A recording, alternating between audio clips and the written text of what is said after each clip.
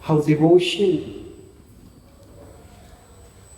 can sometimes lead to disruption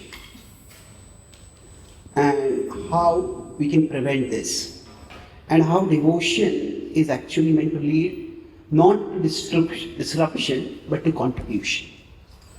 Devotion is meant to make things overall better in our life, in our social circles, in the world at large. So, where does anyone know any verse where disruption comes? Devotion and disruption? Sorry? Sorry, Isha?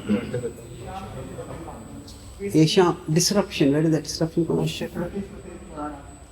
Yes, Shruti Smriti Puranadi, Pancharatri ki vidhim vina, Aikanti ki harer bhakti, Utpata yayo kalpate. So, when our practice of bhakti is unguided by scripture, then it leads to disruption. So, I'll talk about disruption in three ways that can happen, and I also talk about how within the bhakti tradition itself there are warnings and resources given for us to prevent this from happening. Now, when we are practicing bhakti, we are broadly, we could say, we are dealing with three levels, or we could say there is God who is above us, is Krishna whom we are trying to reach. Then we have the devotee circle around us.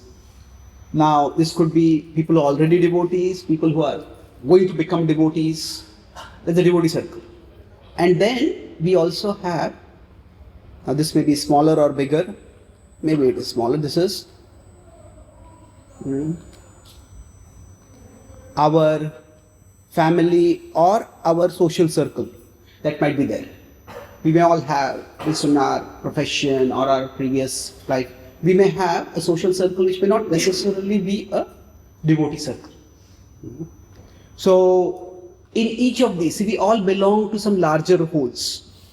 And when we are in those larger wholes, how we approach, that is important. So, essentially, in our approach with others, so the danger is, in our approach with Krishna, we may become irrational. And we'll see how that can lead to disruption. In our approach to devotees and potential devotees, we may become insensitive. And in our family and our social circle, we may become irresponsible. So these three things, being irrational, being insensitive, or being irresponsible, these can cause disruption. And we all can learn how this happens. We may observe how it happens, and then we can see how we can prevent it. So let's discuss this one by one. And what does the word irrational mean? Any thoughts? Non-discriminating. Non-discriminating, okay. That one is the more precise. Nowadays there's a lot of discrimination against the word discrimination. Because there's racial discrimination, caste discrimination, gender discrimination. So quite often we use the word discernment instead of discrimination. No, the word discern is to analyze. So, but there is this word indiscriminate, or somebody may be undiscerning. They may not be careful in looking at things. So that's one aspect of irrational. Anything else? Sentimental, yes. Irrational is whimsical. Indifference. Illogical, yes. So broadly, what happens in, these are all valid meanings, when irrationality is there, basically, like in the name of devotion, we send intelligence on an exile.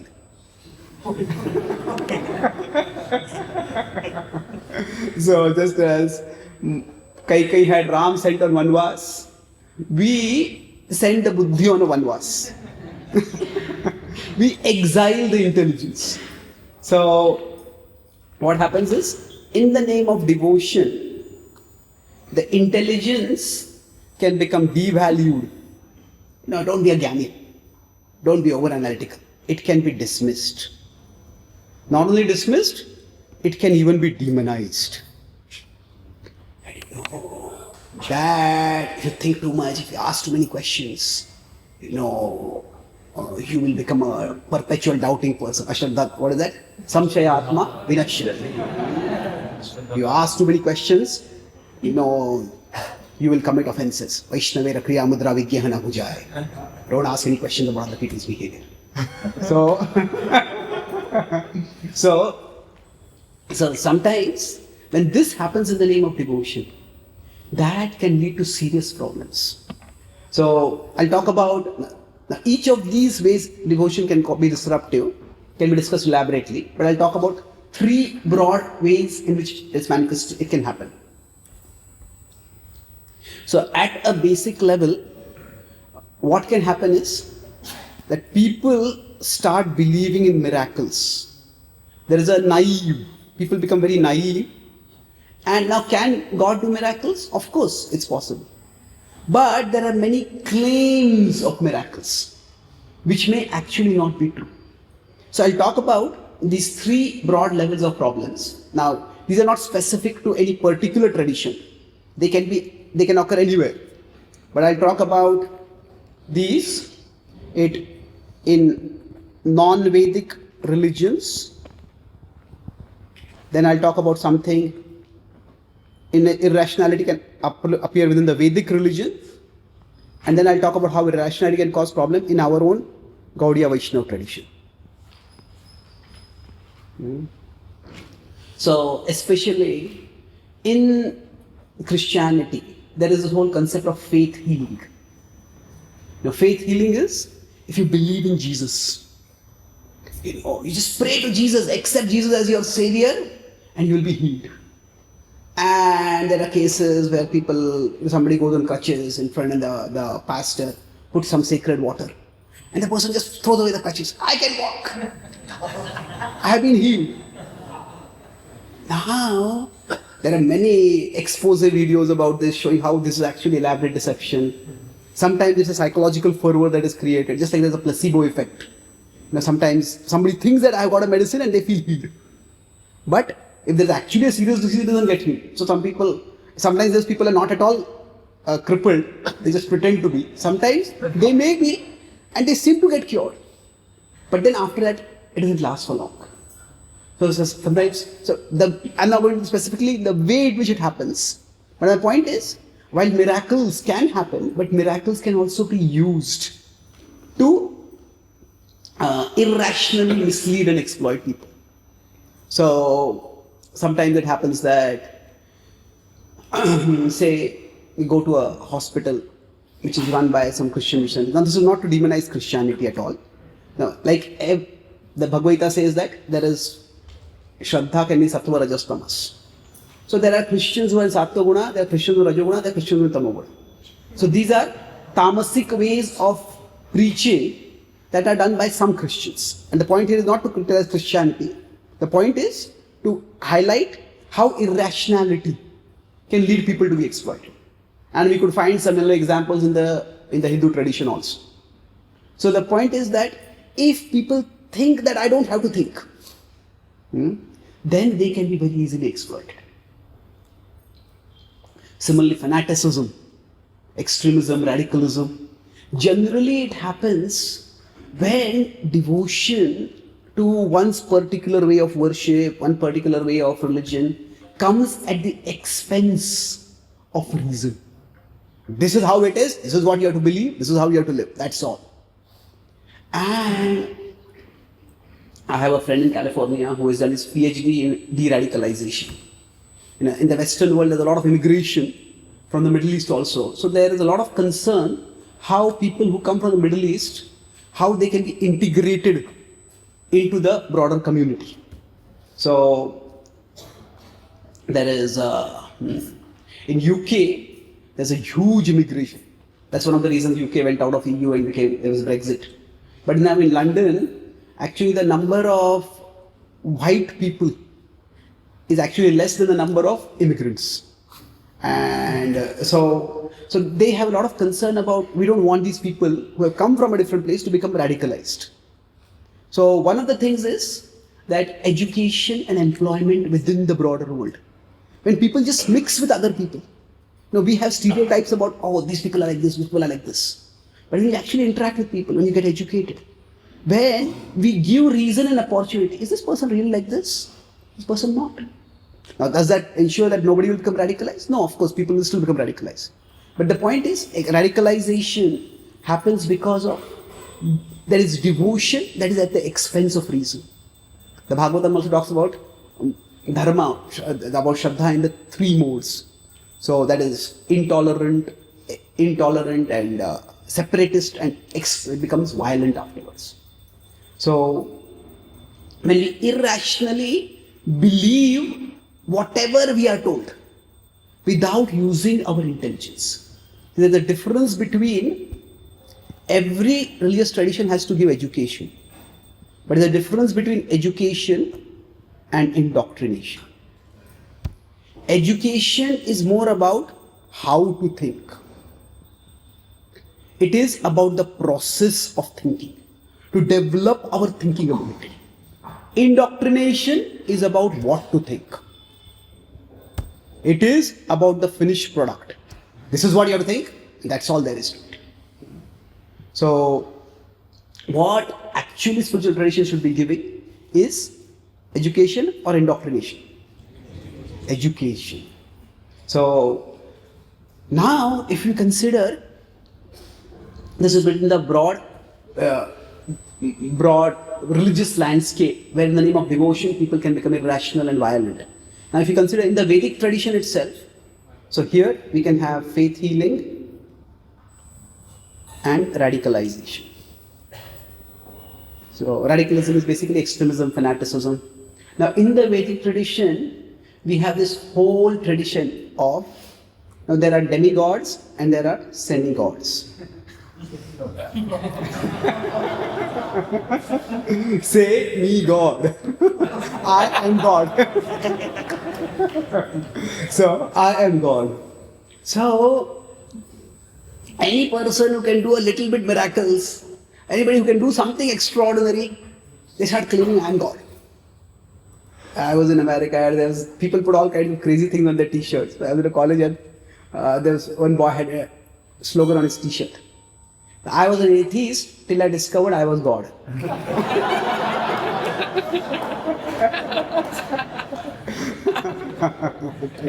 So, people, this is a very self-serving belief that, I am God.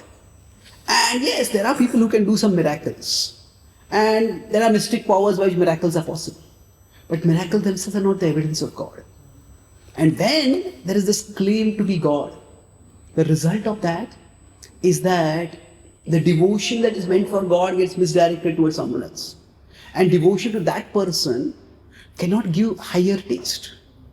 Now that person may not be immoral, that person may also be a good person. Maybe they don't say call me God, but others call them God and they accept it, whatever the reason. But no person can elevate others the way God can. Everyone else is meant to be linked to God. So, now India is going through a very interesting cultural phenomena now. India is becoming, there is religiously reassertive after the building of the Ram temple, and there is religious reassertiveness. But at the same time, there is a lot of materialism. Like a lot of seeking wealth, flaunting wealth. And that itself is not a bad thing if it raises people above poverty and enables people to live without too much anxiety.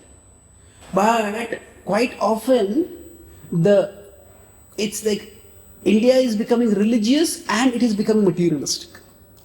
If we're not becoming really spiritual, So, there are these temples of Ganesh called Visa Ganesh temples.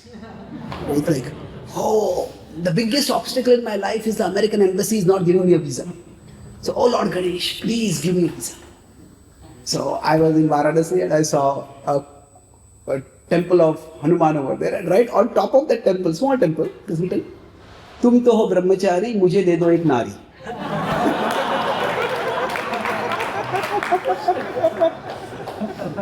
You are a brahmachari, you don't need any woman, give me one woman please. Now, I don't know whether it was a joke or not. If it was a joke, it was a bad taste to write something like that on a temple. So what happens is, now this idea of people claiming to be God can have many effects. And I'm going to focus on this one thing, that there is loss of higher taste.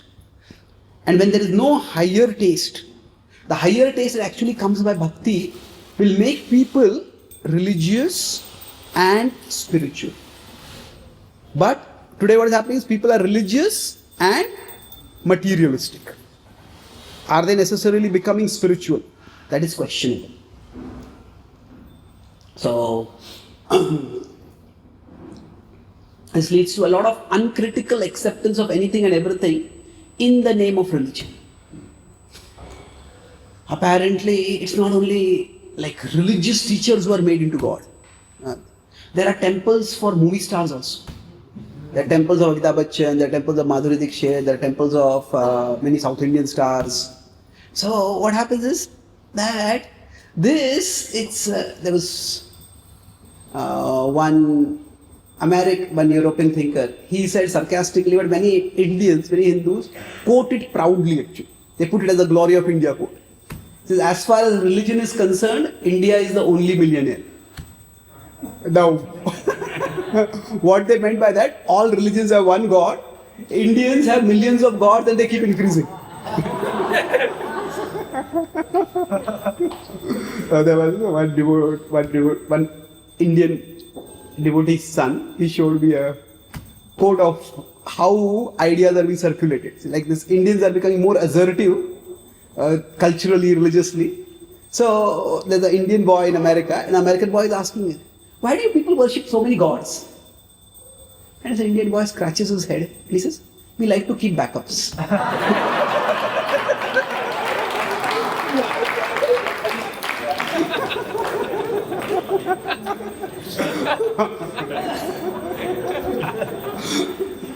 So basically, when devotion is at the cost of reason, then it becomes like a license of free for all. Now, free for all means anybody can do anything in the name of devotion. That leads to disruption in many different ways, at least in the sense that people don't really grow spiritual. Now, within the Gaudiya Vaishnava tradition itself, the lack of reason has led to Sahajiyaism. Sahajiyaism was a very peculiar phenomenon. Now, the meanings of words change with time. Now, Sahaj originally meant natural, easy, spontaneous. So, there is one devotee friend who is studying Bengali and Bengali Vaishnavism. He showed me a book which was written almost 300 or 400 years ago, how Ramananda Rai was a glorious Sahajiya Vaishnava. So Sahajiya was not an insult at that time. That he was such an exalted devotee with spontaneous devotion. But now it has come to being cheap. Those who take devotion very cheaply. So now what exactly happened with respect to Sahajiyaism is that basically there are characteristics of advanced devotion. And in a pious society, in a devotional society, community, when those symptoms are exhibited, that is seen as a sign of, oh, this is an exalted devotee. There's a lot of respect. While taking darshan, if we see somebody with crying tears, somebody falls and starts fainting or their hair starts on end. And then these are all signs of exalted devotion. And these transformations are vividly described in the founding texts of Gaudiya Vaishnavism, Chaitanya Charan, texts. But over the centuries, what started happening was people who did not have that level of devotion started pretending to have that level of devotion and to get respect. And this had become very rampant by the time of Bhaktivinoda Thakur and Bhakti Saraswati Thakur. And that's why they spoke very strongly against it.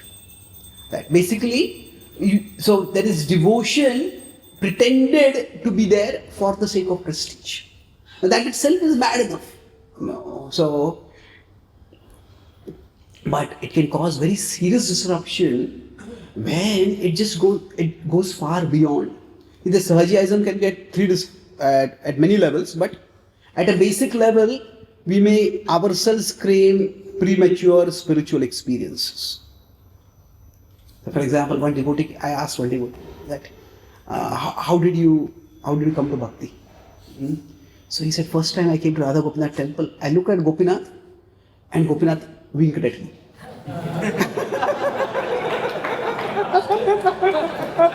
I was so amazed by it. I kept coming, waiting for Gopinath to wink at me again. But in waiting for him, I started participating in kirtans, started attending classes, and then the philosophy and the practice attracted. So now, could Gopinath have winked? No, we don't know. Gopinath. We can't say Gopinath can't do something like that. But here the result was anukul, isn't it? Like somebody may claim to have some supernatural experiences. Like so Krishna came in my dream yesterday. Can Krishna come in our dream? Now, who are we to stop Krishna from coming in someone's dream? Isn't it? But the point is, the result has to be anukul. So once one person came to Prabhupada and said, Swamiji, Krishna came in my dream yesterday. And Prabhupada said, all right, serve him today. So the point is, yes, if there are supernatural experiences, fine. But they should inspire us to commit ourselves to our relationship with Krishna. So, when there are some spiritual experiences, we have to see whether their effect is favorable or unfavorable. We don't have to reject or dismiss such experiences. But what we can say is that actually, if such experiences are there, don't publicize them. Don't cheapen them by seeking prestige through them. See them as indications. Whether it is Krishna actually doing it, whether it is the mind creating some hallucination, don't go into that so much. Even if it is a hallucination created by the mind, ultimately it couldn't have happened without Krishna's sanction. So see that as Krishna encouraging you in the path of bhakti. And commit yourself to the path of bhakti more. So there can be premature spiritual experiences that can be favorable. But there can be pretense of ecstasy. And this can be especially damaging because a person may claim to be respectable and glorious, and naive people may start accepting that. So Gaur Vishwadhar Babaji used the example, let's say when a woman is pregnant and she is nearing delivery, then as the water breaks, as the contraction become more and more, then she will start screaming because the pain of the delivery is there, the baby is coming out. Now if she starts screaming, all the loved ones and others, attendants, they come there running and they try to offer support and care and everything. And through her screaming and through the whole process of pregnancy, a beautiful new life is going to come. But suppose seeing how much attention that woman is getting, some other woman says, I'll also start screaming. And she is not pregnant at all. Now her screaming may attract some attention initially, but eventually people will say there's nothing to pay attention to over it. And her screaming is not going to lead to a child being born. So similarly, he says that when a devotee is filled with love for Krishna, a devotee is pregnant with love for Krishna, then there may be ecstatic symptoms. And those may attract others. But the result of those ecstatic symptoms is that, just like a baby is born, through those ecstatic symptoms, our devotion gets deepened. Our attraction to Krishna becomes stronger. It is not that we start becoming more and more dependent on the world's praise. So if that second thing is happening, that is unhealthy. So devotion can cause disruption. The most toxic, however, is through what Prabhupada called as there is Ras Leela and there is Rascal Leela. Now, what is this rascal Leela? It was, see, there is, in the Bhakti tradition, there is this concept of avesh. See, there are two ways in which the divine can, there is the spiritual level and there's the material level. So the normal way is what we call as avatar. So the avatar comes from the spiritual level and descends to the material level and stays for a lifespan and then departs. But there is something called avesh. Avesh is where the divine enters into a person. And the Chaitanya Charan said that Nakula Brahmachari, when he would speak, it was as if Chaitanya Mahaprabhu was speaking through him. That's what people felt. His avesh had entered. Now, in the culture of drama, dramaturgy or natya, there is this concept of avesh which is very prominent. That when somebody is actually doing the drama, they should so deeply, prayerfully, devotionally enter into the mood of that character that it is almost as if the avesh of that character enters in that person. In Varanasi, when they have this Ram Leela, they do the drama of Ram.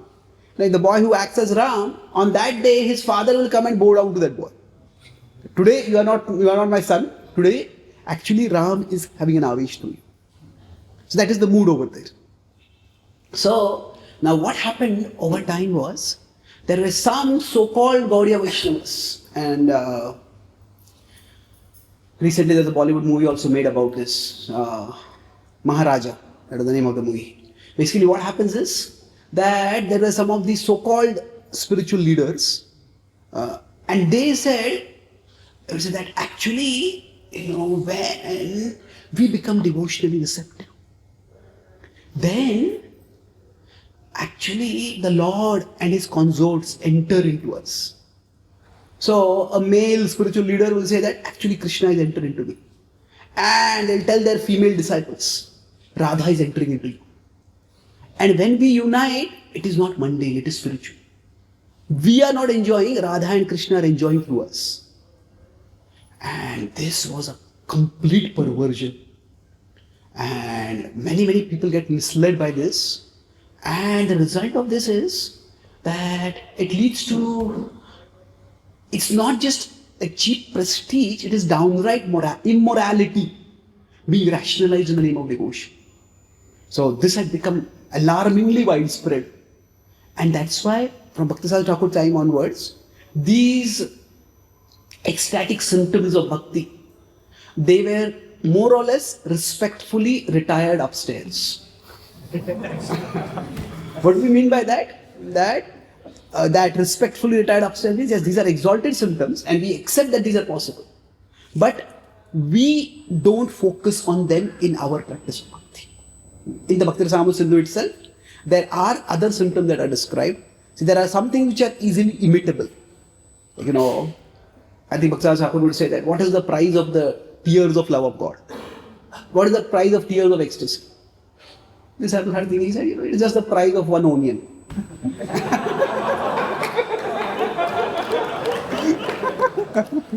So basically, that aspect of bhakti, so there are these imitable symptoms of devotion. There are if you see there is Bhakti Rasamrita Sindhu, we talk about 6 characters of pure devotional service. But afterwards, there are symptoms of devotion that are described. And there are some which are imitable. So for example, the ecstatic symptoms are to some extent imitable. But there are symptoms which are non-imitable. Say for example, avyartha kalatu, not wasting time, constantly being engaged in Krishna's service. That is not possible unless somebody has authentic devotion. Then namagani sadaruchi, samutkanta, being eager to glorify Krishna, being eager to hear about Krishna, being detached from material things. This you cannot make, if you don't have it, you can't make a show for a long time. So, from Bhaktisar Thakur onwards, the symptoms of advanced devotion that were emphasized were these more non-imitable symptoms. So, this way, that this is again the example of reason being rejected in the name of devotion. So, this can cause a lot of disruption in society. In the Bhakti tradition itself, the reason is, or intelligence is not to be exiled. Krishna says, in fact, that we should not see intelligence as separate from devotion. He says, Adhishyate chayamam dharmyam samvadamavayo jnanayajnena tenaham ishtasyamiti me matihi. So he says we can worship Krishna with our intelligence. So just like we do puja with the arti lamp and with flowers, so we can worship Krishna with our intelligence. So for us within Bhakti, studying, analyzing, reasoning, it doesn't have to be simply an intellectual activity. It's a devotional activity where when we have buddhi that is given to us by Krishna, we use it in Krishna's service. So, of course, ultimately Krishna cannot be understood by rationality alone. But there's a difference. There is rational, there is irrational, which is below reason. And then there is trans-rational.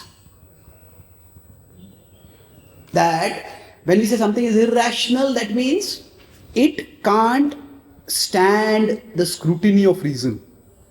If you examine it logically, it just makes no sense at all.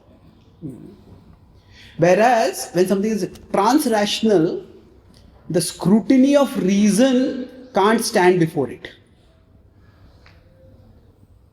So in Bhakti, there are many things that are reasonable. So for example, the nature of the existence of the soul, the nature of the soul, the existence of God, the broad characteristics of God, all these are very much reasonable. So in general, in theology, what is theology? Study of God.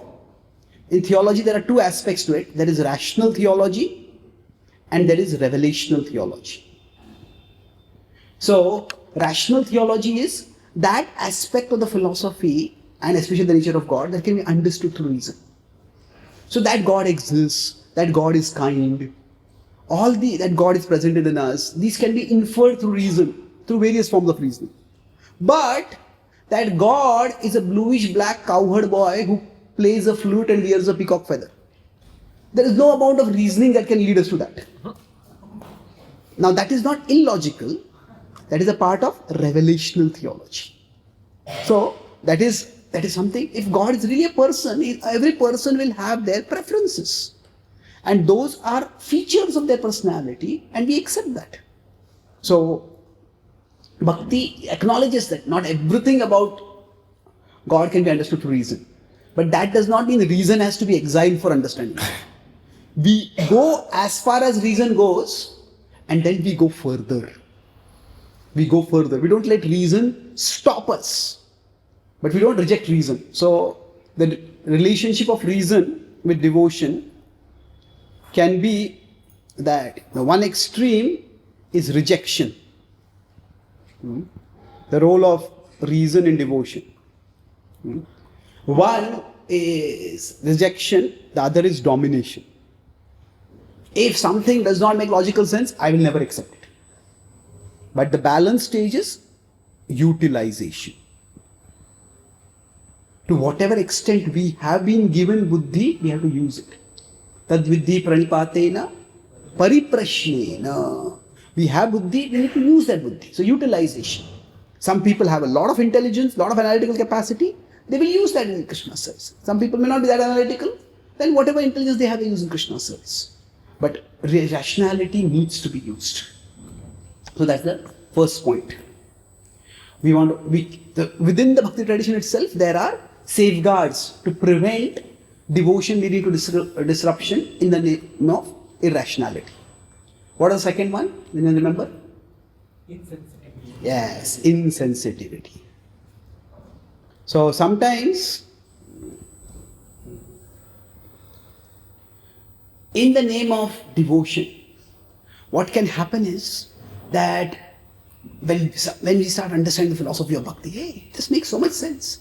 When we start practicing Bhakti and we start becoming peaceful, some of our bad habits start going away, we start becoming more even-tempered, we start becoming excited, hey, this is so good. And actually we want to share it with others. And that is good. Enthusiasm is desirable. Prabhupada used the example that if we have been sick for a long time and we have finally found a medicine that works, and then we see somebody else sick with that same thing. We naturally want to tell them, take this, you'll be cured. So Prabhupada said that when we do outreach is the word that is nowadays being used instead of preaching, because preaching has a little bit of a preachy connotation. Like, I'm sitting high above and I'm going to instruct all of you. So it's a very Christian word. So it did not have that much of a negative connotation in the 1960s, but nowadays it has a significantly negative connotation. Our devotees who are doing tribal care, initially they had tribal preaching center, they called it. Then they called it tribal outreach center. Now they call it tribal care center. So the idea is when we are doing outreach, so it's good to be enthusiastic, but when we become over enthusiastic, then it can lead to problems. So when we are over enthusiastic, what happens is that we start becoming very judgmental about everyone. The Shastra says us sarvopadhi vinirmuktam, that we should become, Bhakti should free us from all labels. But we start putting labels on everyone. No, you are a demigod worshipper, you are a Mayavadi, you are a mundane philanthropist, you are attached, you are this, you are that. Just we try to put everyone into convenient boxes. And by that, it's a very reductionistic way of looking at things. So when you can become judgmental about what people, their beliefs are, what they believe, and what their practices are. Now, what is the result of this? The result of this is that we can come off as very narrow-minded. That although our tradition is quite inclusive, in the sense that Krishna, there are multiple ways. There's Karma Yoga, Jnana Yoga, Dhyan Yoga, Bhakti Yoga. Krishna himself has created the system of the worship of many devatas.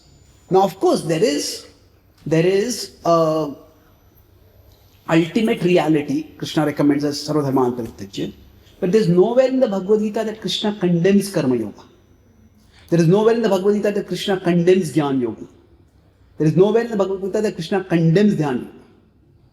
Arjuna says it is difficult. Now it's interesting, Krishna does not join Arjuna's condemnation. Krishna only says, yes, it is difficult. Abhyasena tu kaunteya vairagya cha bruyate. So he gives Abhyas and Vairagya are broad principles. Now Abhyas and Vairagya can be required for Dhyan Yoga. Basically it's like medicine. Whether you're taking Ayurveda or allopathy or naturopathy, there will be Abhyas. Do some things, and Vairagya, don't do some things. So when Krishna does not really join Arjuna in condemning or rejecting Dhyan. Krishna clearly and strongly recommends Bhakti Yoga, no doubt about it. But Krishna does not demean or dismiss any other path. So the Vedic tradition is quite inclusive. So, with respect to paths, there are some paths which are exclusive. Exclusivist. Exclusivist means this is the only way. My way is the way to God, and if you're not following it, you're going to go to hell. And exclusivist, people sometimes become even extremist. So exclusivism is more in thought, extremism is in action. You see? Not only are you going to go to hell, we will help you get there faster. Now, the opposite of that is pluralist. Now, modern Hinduism is often thought of as pluralist. That okay, whatever you want to believe, you can believe that. One such leader was asked, how many gods are there in India? So he said, as many people are there in India. So the idea is that, not that everybody is God, but that everybody has their own conception of God. And whatever that conception, that is right for them. Now, pluralist is actually, now as far as people having the right to believe what they want, then nobody can legislate or impose faith on anyone. So in that sense, people can believe what they want. But it's the difference between believing what we want and claiming that our belief is reality. So, see, pluralist and exclusivist themselves are, all paths are right. If all paths are right, then somebody says only my path is right. Then that path will also be right. Isn't it? And if that path is right, then all paths can't be right. Did you get the logical contradiction? See, all paths are right. This is pluralism. If all paths are right, then the path which says only my path is right, that also has to be right. Isn't it? But if this is right, then this can't be right. So, it is this pluralism is actually self-contradictory. So, the actual Vedic teaching is more of inclusivism. Inclusivism means that there is one purpose, and there can be many paths toward that one purpose. That means what? That ultimately everybody, mama vartamanu vartante manushyaha partha sarvashaha. All people are on my path. Everybody is in their own way trying to experience higher consciousness. They want to have a richer experience of life. They want to be happier. Now, some people in pursuing higher consciousness may actually be going down to lower consciousness. Like some people may explore higher consciousness through drugs. Now they will go down to lower consciousness by that. But the point is that if we consider the top of a mountain to be spiritual consciousness, the bottom of the mountain to be material consciousness, then there can be many paths up the mountain. Now this does not necessarily mean all paths are equal. Some path may be very rocky, some path may be very marshy, some paths may be very smooth. So there's a difference. But there can be many paths up the mountain. So there is one purpose, that is to go from material consciousness to spiritual consciousness. Prabhupada said the purpose is to develop love of God. And on that criteria, Prabhupada appreciated Jesus. He said he's our guru. So the idea is that we accept. Now that many paths can take one up the mountain. But that does not mean all paths. Some paths might just go round and round the mountain. Isn't it? Some paths may go only half the way up the mountain. Some paths may go down into valley from the mountain. Isn't it? So inclusivism is not the same as pluralism. So we understand that there are different paths which can help people grow to different degrees. So we are not meant to be exclusivist. Although sometimes we can come off as exclusive. So when we become insensitive, then what happens is we come off as, we are seen as intolerant. And then people just turn away from us. I don't want anything to do with these people. A lot of people become close to us because of our perceived intolerance.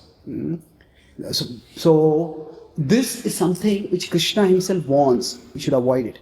Krishna says in 326, Na buddhi bhedam janayet ajnanam karma sanginam joshayet sarva karmani vidvan yuktah samacharan. So Krishna is talking about two levels of people. There could be a teacher and there could be a seeker. So Krishna says this person at the higher level is wise and detached or engaged, connected. So Vidwan and Yuktaha. And this person is ignorant and attached. So clearly one person is a higher level than the other. Now we may say somebody, it's like we go out for Harinam Kirtan and somebody just comes and joins. Hey, this is so wonderful. Somebody may say, I was going for a party, but dancing here gave me more happiness. And you may say, wonderful. Come tomorrow morning at 4:30. And come every day at 4:30. And now they have some interest, some curiosity. But what happens? Sometimes people are at a particular level, and from here we expect them to take a high jump right up to extremely high level. And some people may try the high jump, but if they can't do it, then they go further down. They try something and they start thinking this is impractical, and they just go away from it. So instead, what Krishna says is, don't do this. Na buddhi bhedam janayet. Don't disturb people. Instead, what he says? Joshayet sarva karmani vidwan yuktah samachana. He says, create a pathway by which, step by step, gradually, people can come to that level. So, okay, what is it that you can do? So it's like there are two things over here. For this to happen, we appreciate where they are at. And then we elevate them. That they may be at a lower level, but they are at least looking upwards. They are looking for a way to move upwards. So we appreciate that. And then we elevate them. Now, even in elevating, there can be different staircases. There can be some staircase which is like very steep, it takes you very fast. Some staircase may be very gentle, it may take some time. But as long as people are going up, we can appreciate. In Srila Prabhupada's times, we see that there is his full-time disciples. He gave them very strong instructions to them and they left everything for serving him. But then there were also the life members. Now, the life members, many of them did a lot of service to Prabhupada. But hardly any of them actually became initiated disciples. Very few of them committed to sadhana necessarily in terms of particular number of rounds. But if you see the letter that Prabhupada wrote to them, the conversation that Prabhupada had, he was very warm with them, very appreciative. Prabhupada was not guilting them constantly. Why are you not chanting 16 rounds? It's like we all say that, Prabhupada would say that my Guru Maharaj pushed me, I am pushing you, you push others. We are a pushing parampara. Now everybody needs to be pushed. But while pushing, we have to watch. By my pushing, are people going toward Krishna or are they getting pushed away from Krishna? So if we are insensitive, we end up unnecessarily alienating people. Unnecessarily alienating people. Now, some of you may know that in America, there is emerging politician Tulsi Gabbard. So she is very highly respected, at least in the conservative circles. And she's quite charismatic. Now, she's a disciple of Siddha Swarupananda, who was a disciple of Srila Prabhupada. Now, Siddha Swarupananda was actually, he was himself a guru before. Then he came with his disciples to ISKCON. But then he found it difficult to work with the current ISKCON leaders at that time. And in his interactions with Prabhupada, Prabhupada appreciated and accommodated him. But eventually, what happened after Prabhupada departed, things went in such a way that I don't want to go to the exact history. But the point was that he left ISKCON. Whether he left ISKCON, he was driven out of ISKCON, whatever. And now he and his followers had done a huge amount of preaching. In fact, his Western preaching is actually more than the Western preaching of all of ISKCON right now, through his followers. And he is teaching Gaudiya Vaishnavism. He appreciates Prabhupada, or his followers appreciate Prabhupada and they read Prabhupada's Bhagavad Gita as it is. So was it necessary to create that fracture? We could have had that, Tulsi Gabbard may become a big minister or even the president of America in future. She's a future candidate. So we could have had somebody who could have been ISKCON devotee. But there are some people who need more space. Now, we can give them that space. Now, that does not mean they can do whatever they want. But when space is given, there are many influential people who can connect and support in different ways. With George Harrison, what did Prabhupada do? Initially, Prabhupada told George Harrison that make songs about Krishna. And he started doing that. And we know about the success story. But there are always the downside of it. His My Sweet Lord and songs like that became immensely popular. But then when he started doing devotional songs, what happened is, he is a professional. And if he is a professional musician, people expect a professional product from him. Isn't it? So here on Madison Square Avenue, one of the biggest venues in New York in America, there he started telling his audience, chant Hare Krishna. And he was like a superstar at that time, probably the most popular person in the world at that time. The audience started throwing bottles and onions and tomatoes and eggs at him.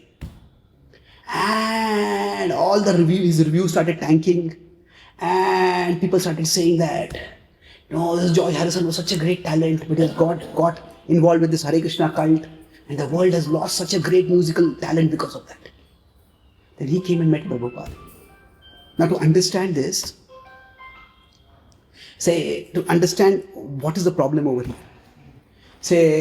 Now, India won the T20 World Cup, but before that we got in the finals, and we lost in the finals. So imagine Virat Kohli or Rohit Sharma were a devotee. And India has lost the World Cup final and very badly lost it. And then after the post-match interview, I asked, okay, why do you think India lost? Win, loss, everything is temporary. Just chant Hare Krishna and now, you cannot imagine a worse anti-preaching in India than this. Is it? You're telling people to chant Hare Krishna and driving them away from chanting Hare Krishna. Because if you are a cricketer, you have to perform as a cricketer. And then in addition to that, you can talk about your spirituality. So the thing that happens is that, so then George Harrison met Prabhupada. And Prabhupada, he said, Prabhupada, for every one, I'm doing what you told me to do. But for every one person that I'm bringing to Krishna, I feel there are 100 people who are going away from Krishna. And Prabhupada became grave. And Prabhupada said, use your intelligence. He said, do it in such a way that people are attracted. So then he started writing normal songs, the kind he was writing before, and he started interspersing some devotional songs in between. So then people started saying, oh, thank God that George Harrison has come out of the clutches of this cult. And he continued. Now he was quite open about his devotion. If you read Chant Hare Krishna and Be Happy, the books like that. But he was discreet. So the point here is that we cannot be insensitive. In the sense that what are people's concerns? What are people's expectations? We need to be aware of that. Now we can't always address all of them. That is true. So when being sensitive does not mean we care only for people. We have to also care for their elevation. And sometimes that means speaking certain things which are not really palatable for people. But that balance has to be found. So Krishna says in 17:15 in the Bhagavad Gita that he talks about discipline of speech. Anudvegakaram vakyam satyam priyahitam chet. Swadhyaya abhyasanam chaiva vanmayam tapauchyate. But this can be understood as, we need to be sensitive and we need to be sensible. So to be sensitive means anudvegakaram vakyam. Our speech should be at least non-agitating. Preferably, it can be pleasing. Now we can't always speak the pleasing things. Because sometimes the truth hurts. Now sometimes truth may be bitter, but the bitter truth also doesn't have to be spoken bitterly. Isn't it? So you could say it's like a funnel. At least try to be non-agitating. If possible, try to be pleasing also. Then Krishna also says, be helpful and be truthful. So there are many truths that can be spoken. But not all truths have to be spoken at the same time. You say a couple is married for 30 years. And on the 30th wedding anniversary, the husband says to the wife, today I will give you a gift that will change your life. I'll help you to become. That is, today I will tell you all the faults that I have observed in the last 30 years. By knowing these faults, you can become a better person. Oh, that may be the last wedding anniversary. So, there are many truths that can be spoken. But the first thing is it helpful? So, Krishna says, Satyam, but also Hitam. Satyam and Hitam. So, among the truths that can be spoken, which are the truths that are going to be helpful for the person? So, we want it to be a balance of being sensitive and sensible. So, if only we are sensitive, then we will become headless. In the name of being sensitive, we'll start speaking falsity, which is not required. On the other hand, if we are only sensible, then we will become heartless. So, insensitivity can cause a lot of disruption. And our Shastras itself tell us there are many, many references for being sensitive. So, that brings us to the last part. What is the last part? Irresponsible. Yes, we can be irresponsible in our social roles. And that irresponsibility can be in the name of devotion. So, basically, there is a difference between renunciation and frustration.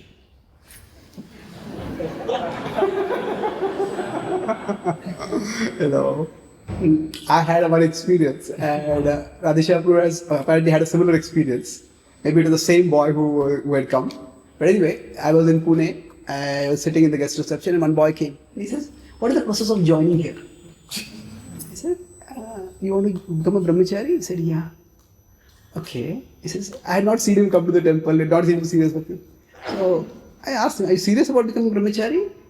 He says, on Sunday I'll be deciding. So it was Thursday. I said, what is going to happen on Sunday? He said, I have proposed to a girl.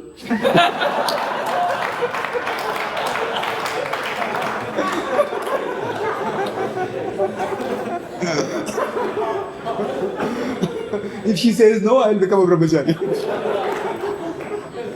So now there is a fundamental difference between renunciation and frustration. So there is two things in this world. There are many things to enjoy.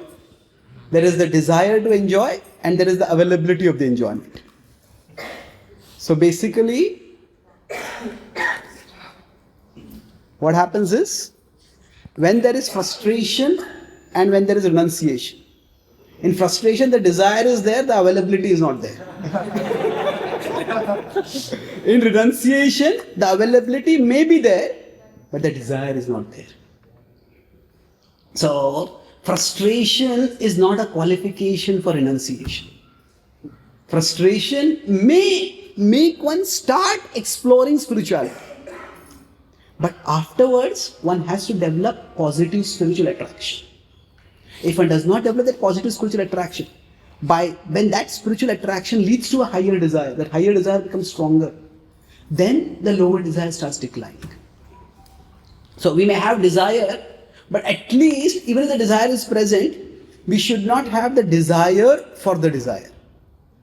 That means desires come up within me, but I am not trying to increase the desires. I am not trying to fuel the desires. Krishna says, na kama kami.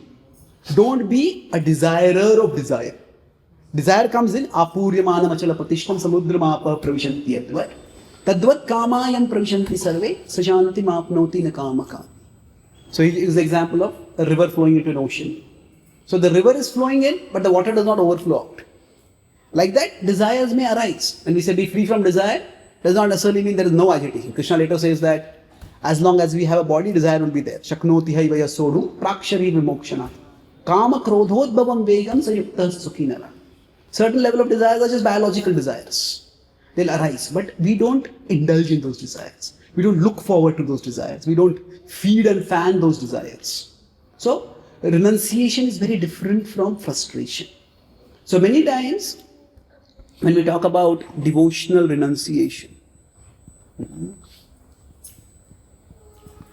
it is not so much giving up responsibility. It is actually taking up a higher responsibility. It is taking up a higher responsibility. If our focus is only on giving up responsibility, then when we practice bhakti also, there are responsibilities to be taken up. If we are turning away from the world because there are so many problems in the world, then the result will be, okay, you come to bhakti, when you're practicing bhakti, even you're in the brahmacharya ashram, even you're living in the temple, so there are problems everywhere. So, if we run away from the world because the responsibilities there are leading to problems, we come to a announced order, and there also there are problems. Then where are we going to run away after that? Isn't it? So, if somebody is irresponsible, what happens? Three things can happen. I'll conclude at this point. Irresponsible is, at one level, there is disruption in the immediate circles. Immediate circles. So, there may be family, there may be others who are dependent. We cannot just abandon those. I met one devotee. I knew him to be a firebrand preacher, a very, very confrontational, very dismissive kind of preacher. So he introduced me to one of his assistants. And he says, this devotee is so sincere. His wife refused to become a devotee, so he divorced her. Now, I was not just shocked, there's shock square and shock cube. So, why? See, first of all, we are not meant to break families. It's one thing if somebody is unmarried and chooses to become brahmachari. But if somebody is married, even Prabhupada himself did not abandon his wife and children. Because he was married, he said, if I had not been married, I would have immediately joined the mission. So, that it's a shocking. Prabhupada continued on and then eventually renounced. He tried to do preaching as much as he could while he was in the Grahastha ashram. So I found it as a shocking cue. Why? First of all, like breaking up dharma, breaking up family. To think that is a good thing. That is itself bad. And to see breaking up family as a sign of seriousness of devotion. That is even worse. And then to broadcast that.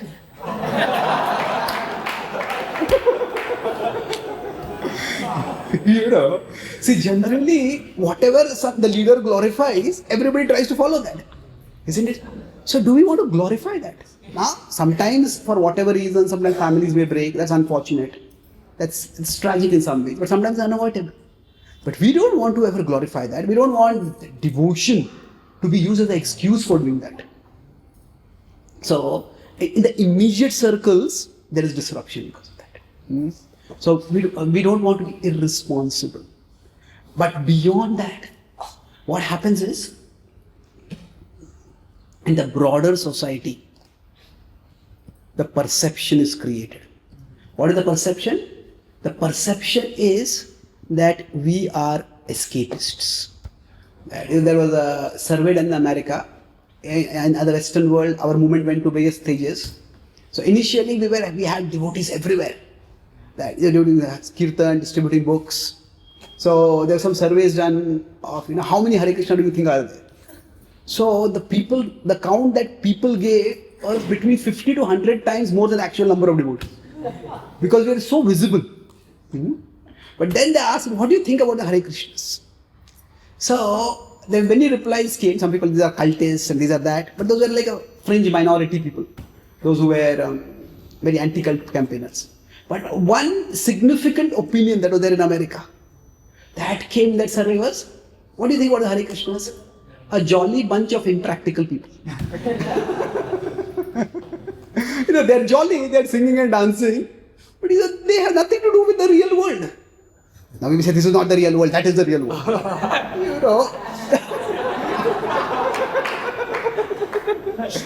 That is not going to work for them. So they are not at that level. We have to make sense to them at the level that they are at. So we start being seen of as escapists. We start seeing as somebody whom we just don't have much to do with. Now, fortunately, if you see, our movement's reputation has changed. That in the past, we were seen as, to some extent, people who, when somebody becomes a devotee, a young boy, they'll become brahmachari. So in a family, they'll just become disconnected from the whole society. But now, things are changing. That we are seen as a respected organization. The ISKCON brand itself is fairly respected. And somehow monks have become cool now.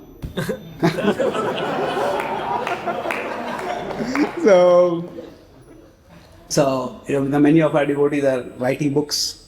So even most of us, we were earlier self-publishing books. But now we are going to mainstream publishers. And not only mainstream publishers are accepting the books, they are insisting that the monk's picture be on the cover. And even if that monk is not a very well-known monk, still, that is a monk, this book is written by a monk. So somehow cultural perceptions have changed. There are many reasons. I would say that one of the reasons is we have been seen as contributing socially. The devotees, some devotees have got into self-help and they have given wisdom that makes sense to people and adds value to the life where they are at. We have done projects like, say, giving food in charity or other projects which seek that we are doing something valuable. So whatever the reason is, my point is that yes, there will be renunciates and there will be people who should take renunciation. But that should not become a license. Just somebody has trouble, I just want to leave everything. It should not be an escape way. Bhakti, I'll conclude this with one last point. Bhakti is meant to be an expressway to Krishna. It is not meant to be an escape way from problems. If you're looking for an escape way from problems, actually there are a lot of problems on the expressway to Krishna. If you are serious about if you are serious about serving Krishna, if you are serious about our relationship with Krishna, then in our sadhana, in our seva, there will be problems. And Prabhupada said that, our seriousness and our bhakti can be seen by how much responsibility we take up in our service. Now, doing some small service, okay, serve prasad.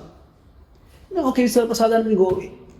But if we say, take responsibility to make sure that prasadam serving happens properly, that responsibility will engage our mind much more. So otherwise, you can just serve, even while you're serving, we don't even look at who is serving, we're thinking about other things. But then if you take responsibility, okay, if this person is not available, what do I do? If this food is become short, what do I do? So taking responsibility is actually a way to fix our mind in Krishna. Among the various kinds of dhyan, there is Rupa dhyan, there is Nama dhyan, Lila dhyan, that Rupa Goswami talks about. Seva dhyan is probably the most accessible form of dhyan. So when we take responsibility, what happens is, we can do seva dhyan. And why is seva dhyan required? Because in this world, there are problems. Seva dhyan means, when the problems come, how will I deal with the problems? Satatam kirtayanto ma yatantasya drudhavrataha. So, those who are internally so pure that they can constantly glorify Krishna, why do they need to be determined? Why do they need great determination for serving Krishna? Because even when there is internal purity, there are no internal obstacles.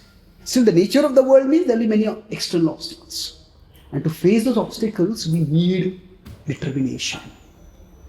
So the point is, if we become irresponsible in the name of devotion, then not only can we create disruption outside with people, but even in the devotee community, there can be disruption. Isn't it? See, if somebody is taken a responsible role in a particular place, if somebody is kitchen in charge, and food is short, tell them, Prabhu, the prasad is less. Chant Hare Krishna and be happy. See, one aspect of irresponsibility in our service is, somebody comes with a practical problem and we give a philosophical solution. We can give a philosophical perspective, but then we also have to give a practical solution. Till the solution works out, okay, sometimes solutions take time. Until that time, we need a philosophical perspective. So, if we only start giving philosophical solutions and nothing practical, then what is happening is, we are being irresponsible. If we start off and start doing big projects, somebody says, we'll start a multi-crore temple. But we have a small community, where are we going to get faith from? Where are you going to get funds from? Have faith in Krishna. Don't be a doubter. And that is not doubt, that is being responsible. When Prabhupada started the temples in Vrindavan and Mayapur, he knew that there's already religious places, and we are new. It's unlikely that people are going to give donations at that time. And our movement is also new, so we're getting funds for construction, but Prabhupada had a long-term vision. So Prabhupada, while building the temple itself, created MVT, the Mayapur Vrindavan Trust. So we will have places which are more like residential places, like hotels, restaurants, where people can come and stay, and that would be a source of revenue for the temples. So in the name of faith, Prabhupada was not irresponsible. So one aspect of being responsible is that when somebody comes to us with practical problems,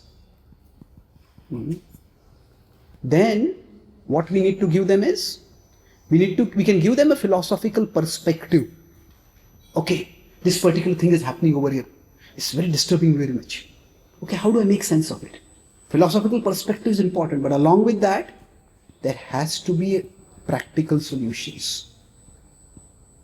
So, in that way, what will happen is, we will ensure that there is not much disruption. See, if somebody is being troubled by some other devotee, and that devotee is domineering, is creating a lot of trouble, then that devotee has to be told, or maybe that devotee has to be given a service which is a different service. say suppose somebody is short-tempered.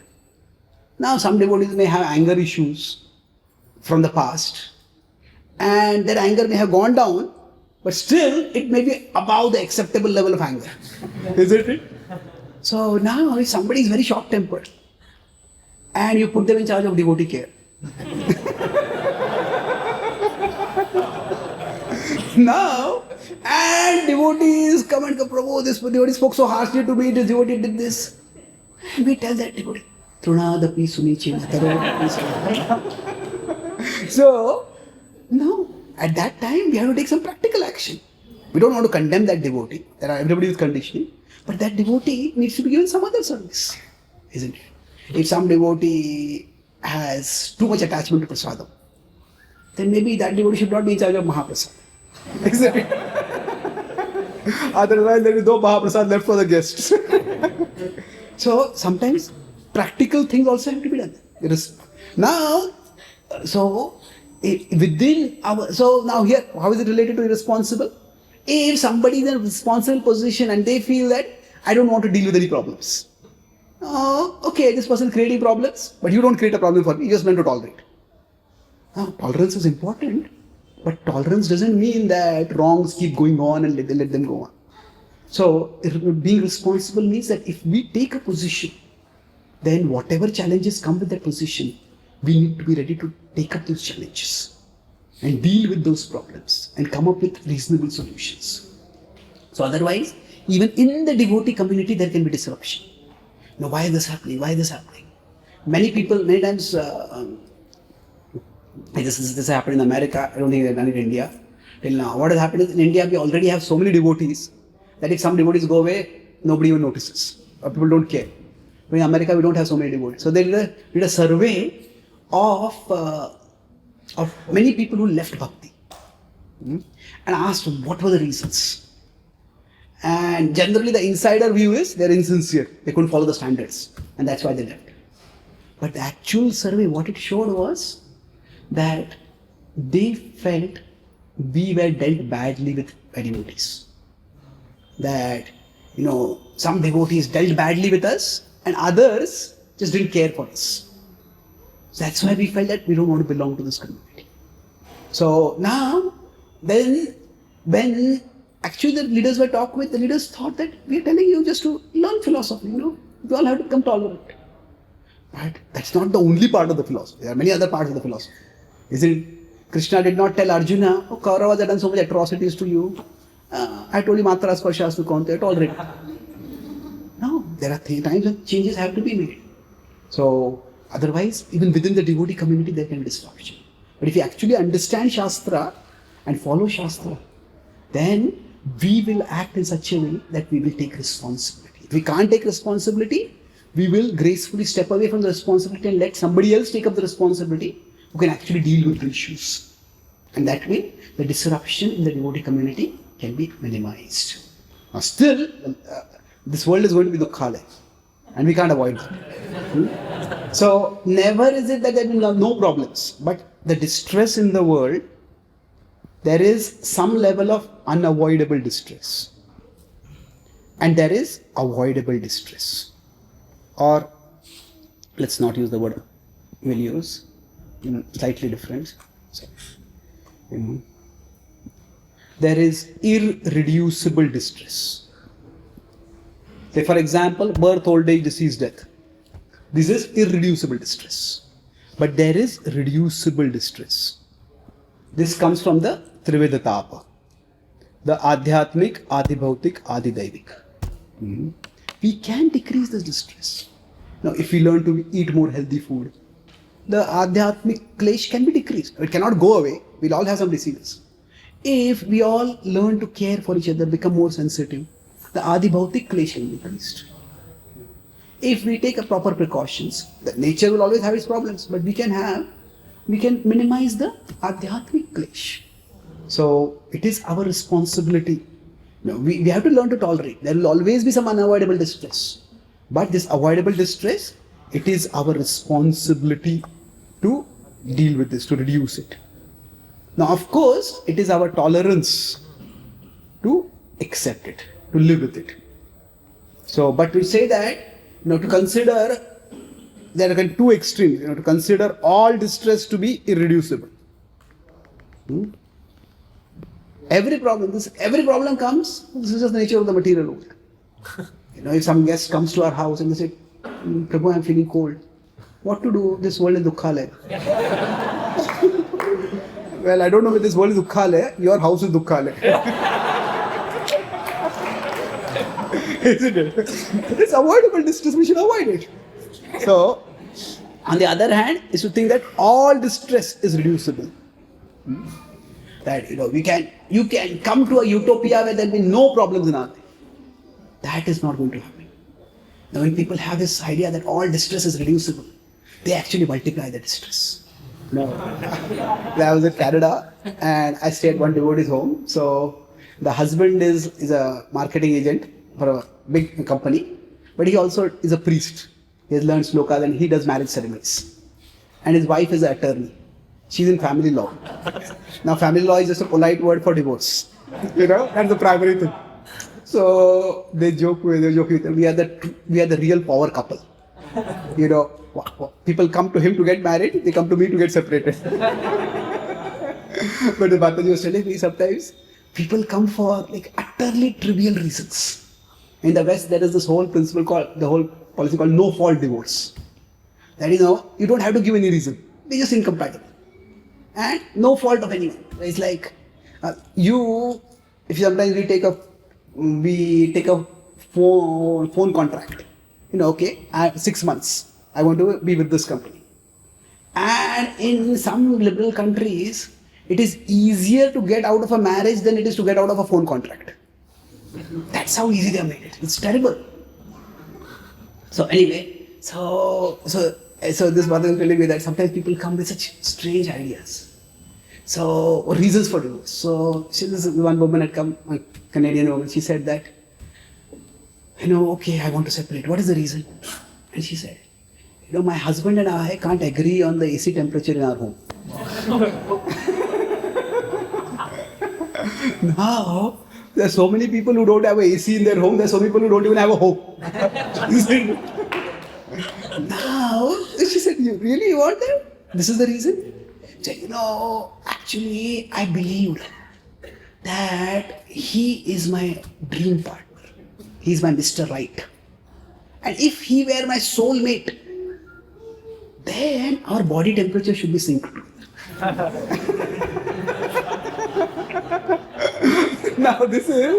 Now, of course, there can always be the reality that there may be many other reasons, and that's just the reason that somebody is giving. But the fact that somebody thinks such a frivolous reason is an acceptable reason.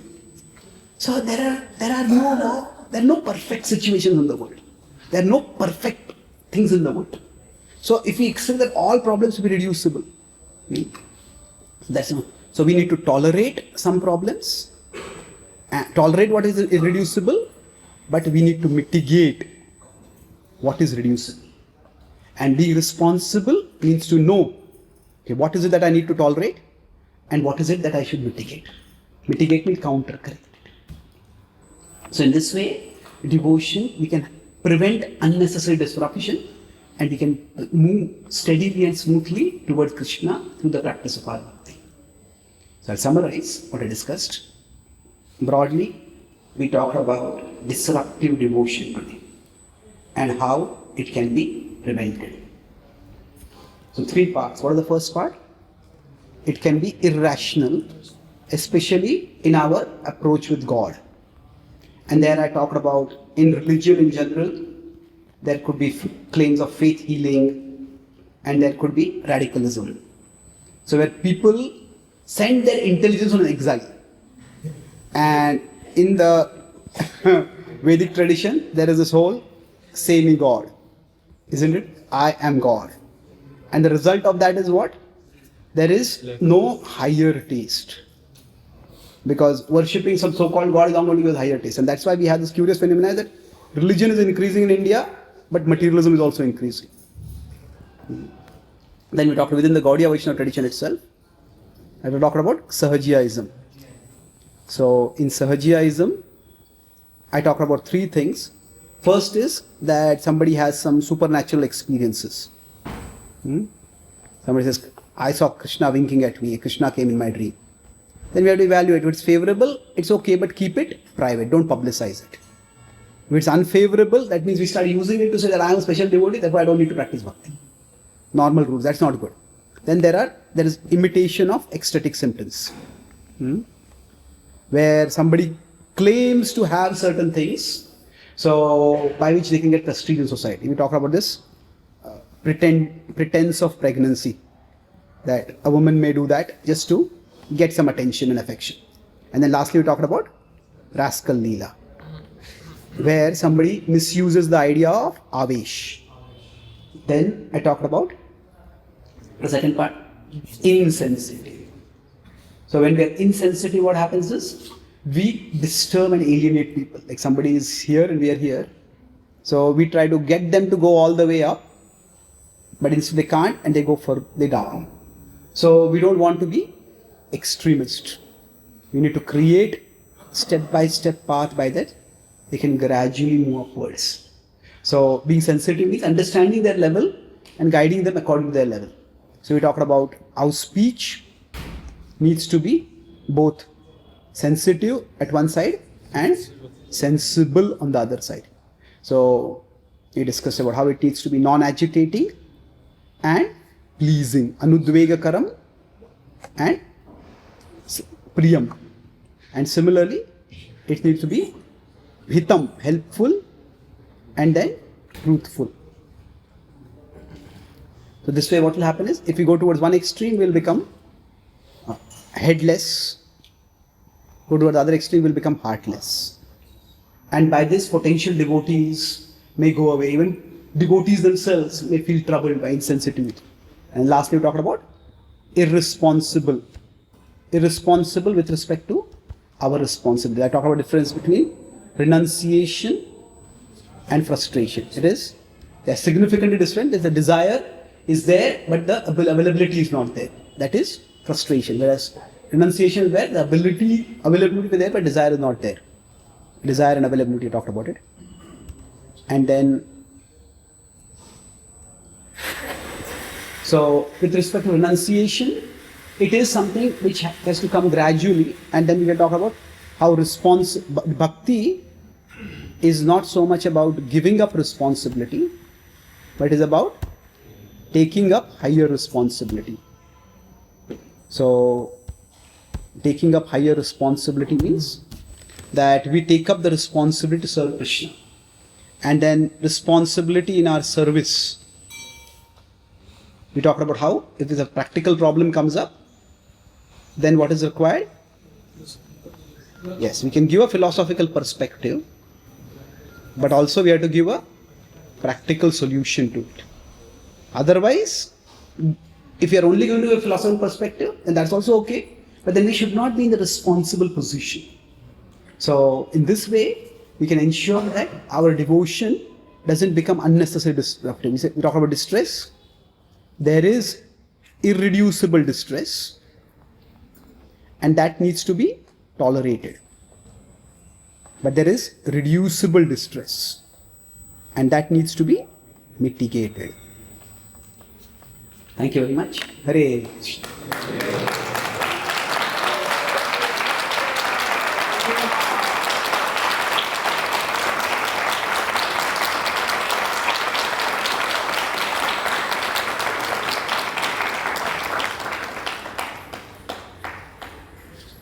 Hare Krishna. Thank you for the wonderful another blockbuster session. I have two questions. So first question is, we see, as you were saying, sensitive in preaching. And we see how in the Western world, Prabhupada preached in the beginning. Then Prabhupada disciples were preaching. Now many Indian devotees who are very close to us also, they are going traveling. And you have been traveling since last 10 years. Now, what we can expect or hope that how things can work in America, whether it is going to really, we can create some revolution there. Our devotees from India who are preaching, number one. Second question is about you were saying about Tulsi Gabbard's spiritual master. He was part of ISKCON now. So what special thing he did compared to our ISKCON? Because in ISKCON also we are preaching, we are going out of the way. And what was so special about his preaching strategies? Just one. Okay. Both these questions are meant to get me into trouble. It's disruptive devotion.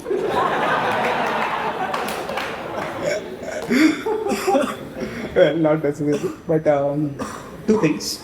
Regarding the first, basically, there is a fundamental difference between the culture in the West and the culture in the East. Eastern culture is not just India, but China also, Russia also. It's generally much more horizontal. There's authority and there's a subordinate. So an authority figure is respected. In the West, it's much more horizontal. There's always still authority is there, but it is not that much horizontal. It's not that vertical. It's much more horizontal. It's a much more egalitarian culture. So now, when people came at the time, 1960s and 70s to Prabhupada, in the West also, the culture was significantly hierarchical at that time. So many of them grew up in families where there was some significant level of discipline and authority was there. But over a period of time, they found that the authority was untrustworthy. They were not having stand integrity, or they didn't walk their talk for various reasons. So they rejected the authority. But when they found Srila Prabhupada, a person with impeccable integrity, then they were able to subordinate themselves. But now, the people who are coming to us, is it 2024, they're born 2000 or whatever, 1980, 1990, there are millennials, there are Zoomers, and all those generations are there. But those people have grown up in a very egalitarian way. So a very instructive approach does not work for them. So they get alienated very quickly by that. And now, how much is the hierarchy integral to bhakti? That is a question that requires deliberation. There are different opinions about it. Now, at one level, we say Yasya Prasada, Bhagavad Prasada. We need the mercy of the spiritual master. But we have within our tradition also, say, examples of Narad Muni and Guru Maharaj. Narad Muni gave a particular instruction. I said, just go back home. Narad Muni said, Dhruva said, I can't do this. And Narad Muni didn't say, you don't know who I am? I am the son of Brahma. I am the guru of such great people. You obey me. No, they negotiated basically. Look, if you can't do this, then do this. And so it's not just in the tradition, it's only vertical. Yes, there are examples of, say, Ramacharya telling some of his disciples, just leave everything. Prabhupada telling his disciples to go to London or go somewhere else and they do that. But there are examples, Tamal Krishna Maharaj wanted to go and he got completely fried up with management in India, in Mumbai. Nothing was moving forward. And he said, Prabhupada, I want to preach. So he went to America. Now, Prabhupada didn't want him to go to America, but he said, Prabhupada, I just can't do this. And he almost insisted.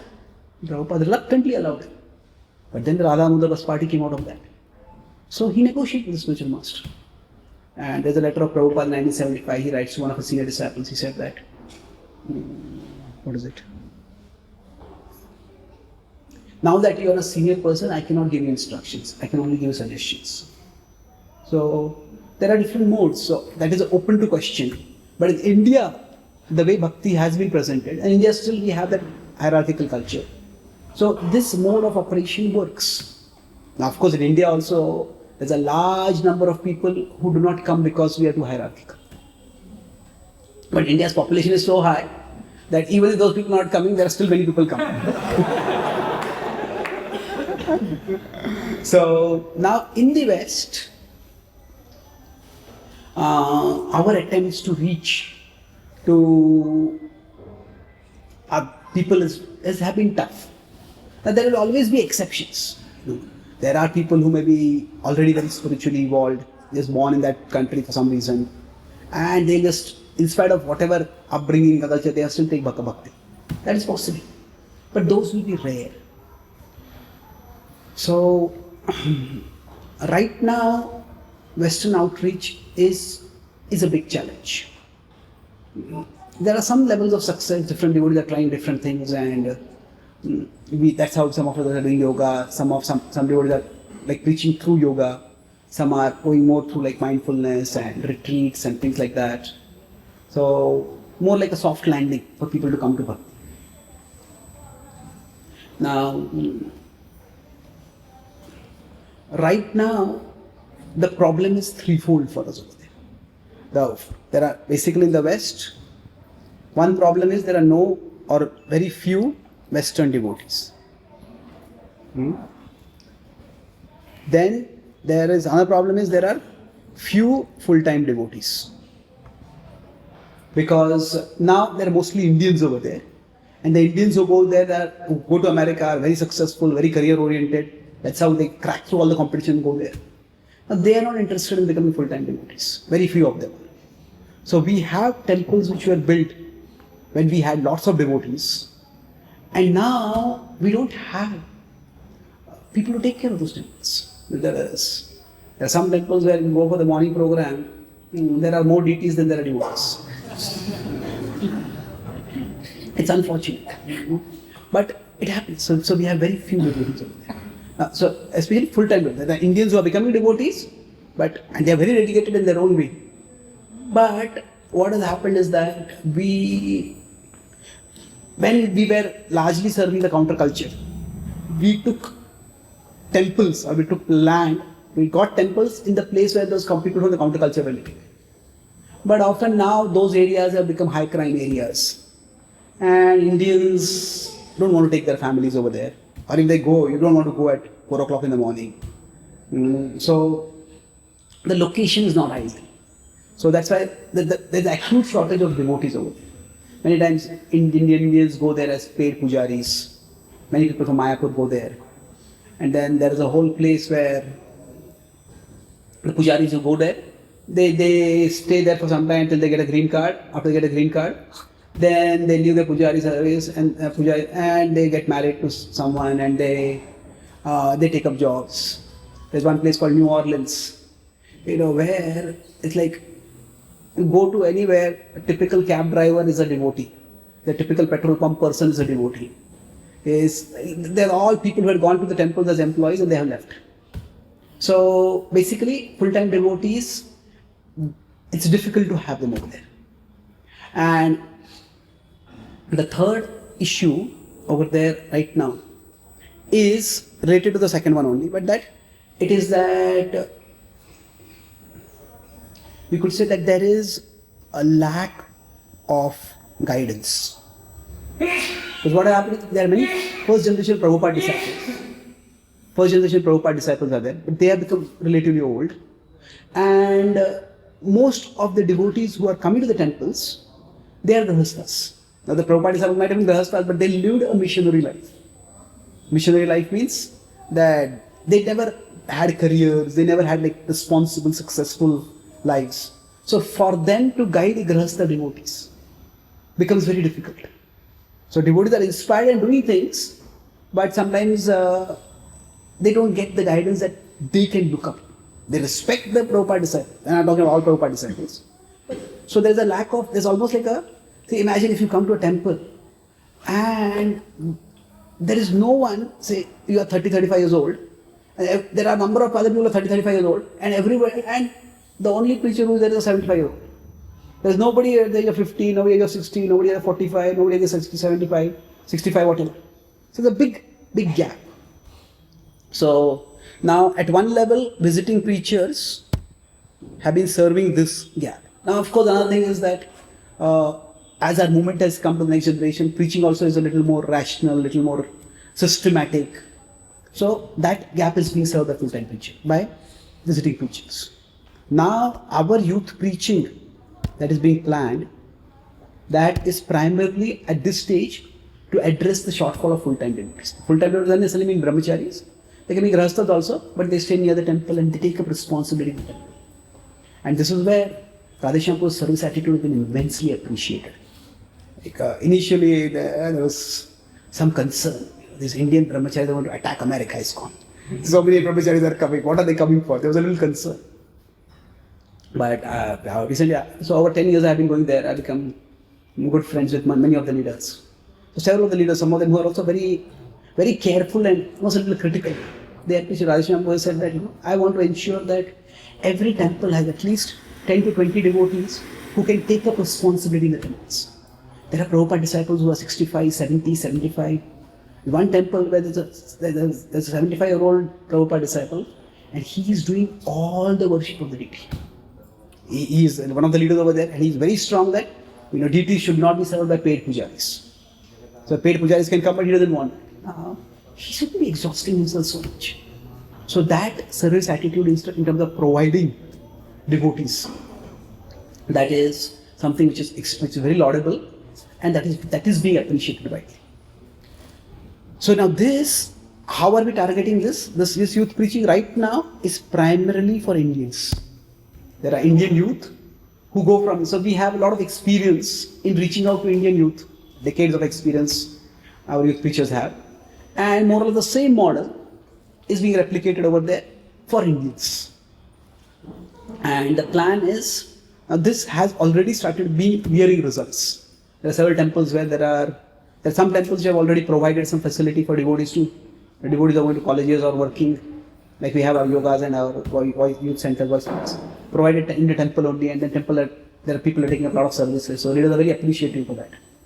So at this level, things are moving, and they're moving significantly fast. So it's the same Indians over there, highly successful. Now, whether they will become full-time devotees or not, if the preaching keeps going on, they may go to another place where they get a job, but others will come and things will go on. So at least the temples will be taken care of. And of course, they will preach. Because that it's not just taking care of temples. One part of taking care of temples is preaching also. Now, with respect to Western devotees, it's still a significant challenge. So, there are the likelihood of how things may work is that those people who have stayed some years in America, maybe they went for PhD, they're there 5 years, 10 years, they also get somewhat more familiarized with the American culture. Mm-hmm. So they may eventually be able to connect with Americans. Now we have a few Americans coming even now, as there will always be exceptions who will come. But so it's going to happen gradually. And many of you may have heard of this phenomenon called ABCD. ABCD is basically American born, confused Deshi. So those kids, the devotee kids are Indian kids who are born in America. They say they are like coconuts. Coconuts means brown from outside, white from inside.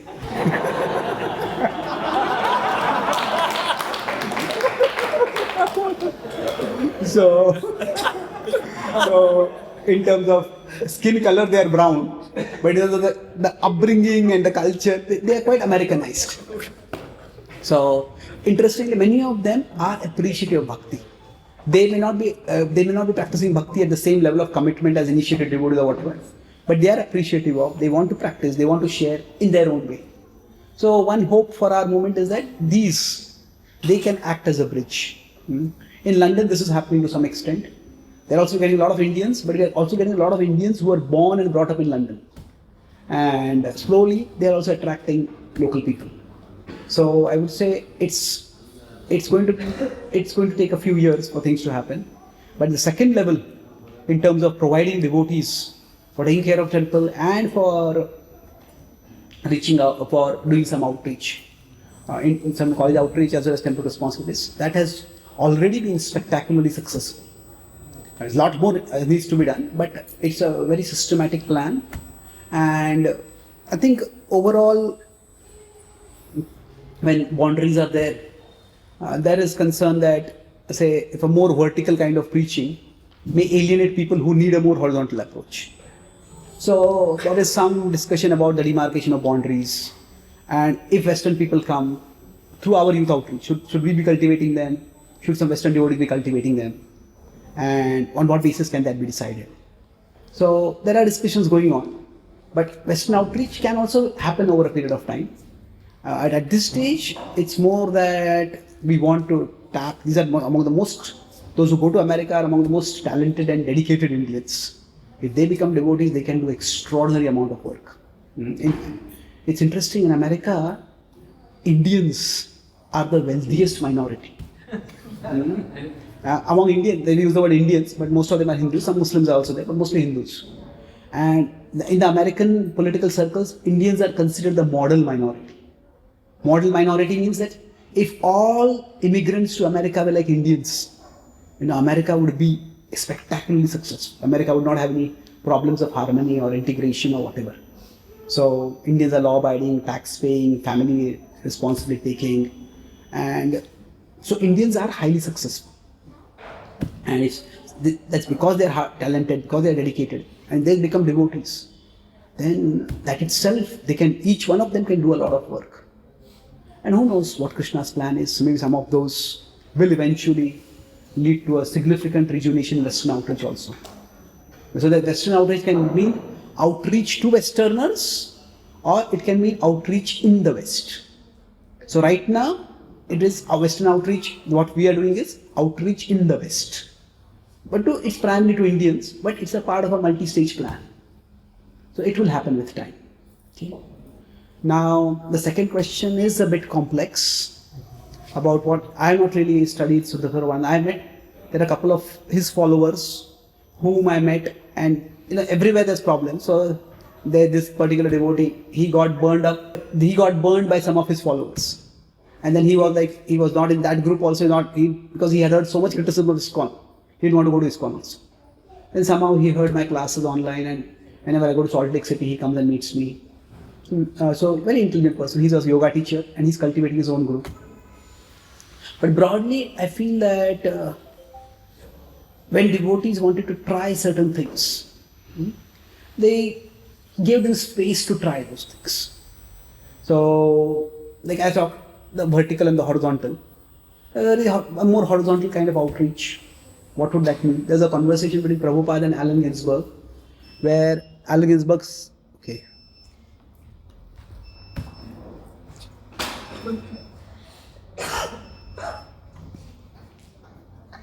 Hare Krishna, Krishna Krishna, Hare Hare, Hare Ram, Ram Ram, Hare Hare.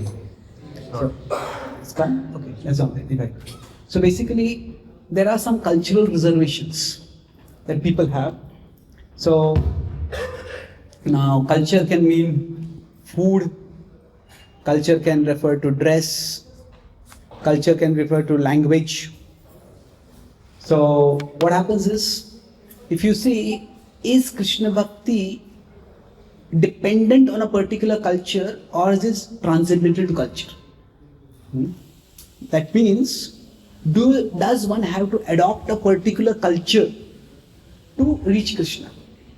Or can Krishna be reached from whatever culture that is there in them? So it's not an easy question to answer. If you see that when Chaitanya Mahaprabhu's followers went to Manipur, the Manipuri Gaudiya Vaishnavas did not become Bengali Gaudiya Vaishnavas. They still had their Manipuri culture. They wear Manipuri dresses, they cook Manipuri food, they have Manipuri dance forms of devotion, and they are practicing Bhakti. In India, Ram Bhakti is different in different parts of the country. So now we could say, but still it is Indian culture. It is a part of Sanatana Dharma. So I think that's a question. So in ISKCON, the prevalent idea was that the cultural is the way to the spiritual. Adopting a particular kind of dress, adopting a particular way of hair or beard or tilak or whatever. All these are integral, even essential to Bhakti. Now, with respect to food, more or less, we have accepted the idea that it's universal. It's not that everybody in ISKCON is eating Bengali food. It's many of us. It's like Western culture entered into our lives through ISKCON. Isn't it? I had never heard of chow mein before I came to ISKCON. Isn't it? So, and nobody's having any problems with that. So, with respect to food, it seems to be culturally more inclusive. With respect to dress, with respect to language, so there are concerns. So basically, what he did was he did not emphasize so much on a particular dress. See, for Westerners, it's a cultural curiosity. Narendra Maharaj had this Festival of India, and many women line up to wear saris. It's just like experience. I want to wear the sari. But from that cultural curiosity to cultural commitment, that's a huge leap. Wear a sari every day. That is too much. And in some ways, women have a little more license. Within the women fashion, many things can be done. But in the West, for a man to wear a dhoti, the prominent image that comes in a Western mind when they see somebody wearing a dhoti, this is an oversized diaper.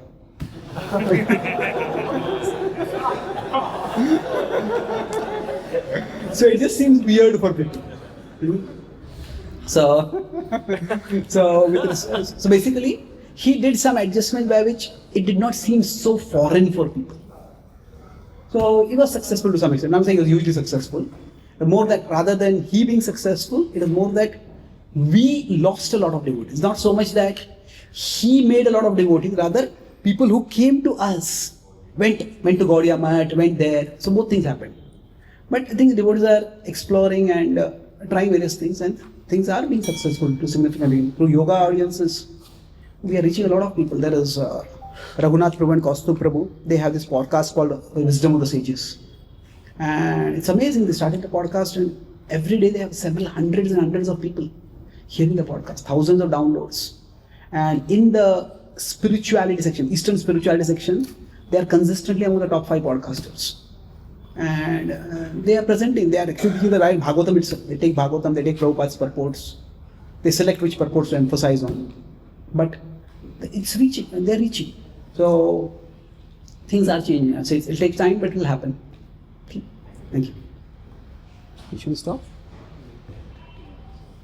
Okay. What's the time? Okay, 5-10 minutes. Yeah. Okay. Okay. There are a lot of questions. Sorry, I took a lot of time for your question. Where is the mic? Yeah. Hare Krishna. Suji, in this class, you are explaining about in the name of devotion, we should not lose our stop using our intelligence and all. So basically, many times when you too much question in the class, that is not so much appreciated. Once we become a devotee, it is not so much appreciated. And so many times, like if your nature is like you can. Okay. So I got the question. If I don't got it, you can clarify. But generally, it is a problem I also faced when I was growing up. One devotee told me that, Chaitanya Charan, I think you have forgotten we are following Bhakti Marg, not Gyan Marg. So I was initially discouraged, but after I was only annoyed. I said, the mark of my question is never going to come to you now. So then I found like-minded devotees. So yes, in general, the devotee community, questions will not be appreciated too much. But that does not mean no devotees will appreciate it. It is like-minded devotees. We have to find out devotees are analytical. And it applies in every field. See, some devotees may be very interested in kirtan. I know, sometimes when they sing also, their kirtan is not participatory, it's performative. They sing in such a complicated tune that you can be impressed, but you cannot sing only. Now, they may be very interested in kirtan, they may learn a lot of technicalities about kirtan, but they don't bring that to everyone. No, everybody is not interested in that. So if we have questions, try to find out like-minded devotees and talk with them. So we have to be intelligent about whom to ask questions. Okay. My extended question is basically when you are too much brainy, our faith on the seniors develops based on how we get the answers and what is the mood of this. And so basically when we don't feel satisfied. Sorry, I got a question. I just want to answer some more questions. See, there will always be, sooner or later, we have to learn to separate spiritual advancement from material competence. In any field. Now, if somebody is very good at managing and they have a senior under whom they are working, that person is not good at management. The only way they will be able to maintain that respect is to separate their material competence from their spiritual advancement. I respect this person, he's dedicated many years of service, they're spiritually regarded, but they may not be materially competent. So like that, same way, there are many non-intellectual devotees whom I respect very much. But that doesn't mean I'm going to go and sit and hear their classes necessarily. I respect them as individuals, but I don't get any philosophical nourishment from their classes. So if it's a part of some community or social obligation, I may hear. But I won't go out of the way to hear their classes. So we should be able to respect people based on either their spiritual advancement or even just their spiritual dedication. But that does not mean that we have to get inspiration in our particular area. So somebody may be a better singer than their spiritual master. Now, does that mean they can't respect their spiritual master because the spiritual master of music ability is not that good? No. You see spiritual advancement as separate from competence in a particular area. So that way, we can maintain our respect for our seniors. At the same time, we can make sure that our needs are addressed. So, it's important that we make sure that our needs are addressed, but that does not mean the community's expectations or community's standards or the Vaishnava etiquette in general. That is neglected or rejected for that. Okay? Like one clarification. Well, I'm not telling we respect them, but to commit towards their project and all, like I'm not so enthusiastic to commit to my seniors' projects and all. So it feels like if I tell little insensitive, I feel like I don't want to become like a free labor for a project because I am not convinced of the mood and all of that. That's fair enough. And when like usually I have made a little. See, in general, in our movement, it's not that if you want some space for yourself, you'll not be given that. But generally, what happens is there are two things. There is freedom, or you can say the word is autonomy. Autonomy is the space to do what we want, and there is facility. So these two are generally mutually exclusive. If you want facility, you won't get autonomy. If you want autonomy, you won't get facility. Say, if I want to teach Bhagavad Gita in a different way from what is taught normally, and nobody's stopping me from teaching it. But if I want to do it in the temple may have a particular vision of how Bhagavad Gita is taught. So if I want the facility, I may have to sacrifice the autonomy. So I would say that if we don't feel inspired by their project and we don't want to serve in that project, we can still maintain our respect, we can have our autonomy. But then if we have autonomy, then we can't expect facility. No, they may not be able to give too much time to us because we are not really doing much service. They may not be available for us as much they might be available for somebody who is engaged in their project. So that balance we'll have to make. How much autonomy I want, how much facility I want. And as our movement is growing, we can candidly talk with our seniors and tell them, maybe there is some more intellectual project in which I can use my intelligence. I would like to be involved in that project. So that culture of lateral transfer has not yet become prominent in our movement, but it should become. Like say somebody is working in Intel and they don't get along with their group leader, their team leader. Now that doesn't mean the team leader will immediately fire that person. They say, okay, you cannot, they'll have the higher authorities. And then they'll say, okay, you cannot work in this team, you work in this team. You don't work in this area, you work in this area. So that kind of culture of lateral transfer, it is done to some extent by the spiritual master directly. Or some senior devotee on the level of spiritual master. Okay, you cannot work here, you can work here. But in general, within our movement, that level of thing is not happening. So, if we talk candidly with our spiritual guides and say, I would like to do this kind of services, there's some opportunity for that. Then we may get opportunities.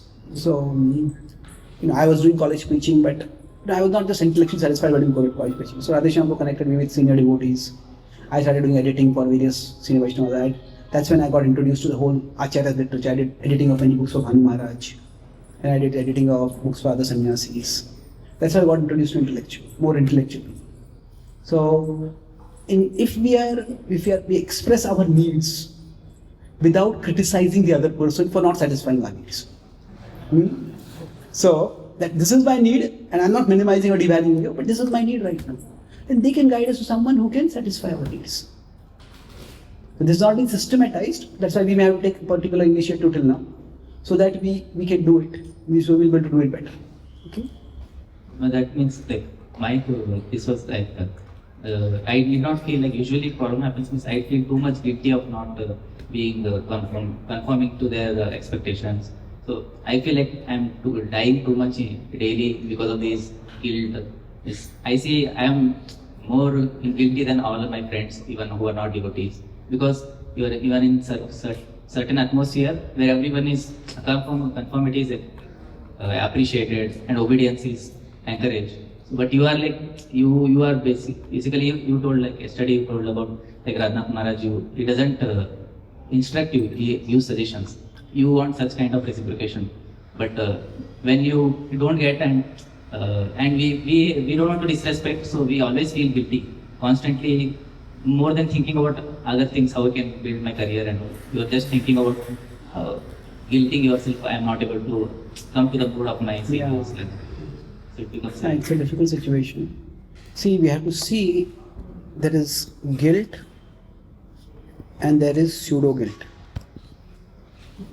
What do I mean by pseudo guilt? See, basically, if I am here and there is some wrong action, say basically some sinful activity or something like that, there is wrongdoing, and then there is Krishna. So guilt should come between us and the wrongdoing. This is guilt. But if it comes here, it becomes pseudo guilt. Pseudo guilt means, see, anything that becomes an obstacle for us in moving towards Krishna, that is Maya. So guilt can be a good thing. If we do something wrong, we should feel bad after doing something wrong. But guilt can very easily be misplaced. I know one devotee in America, in New Zealand. He was born and brought up in a family where they were cattle rearing.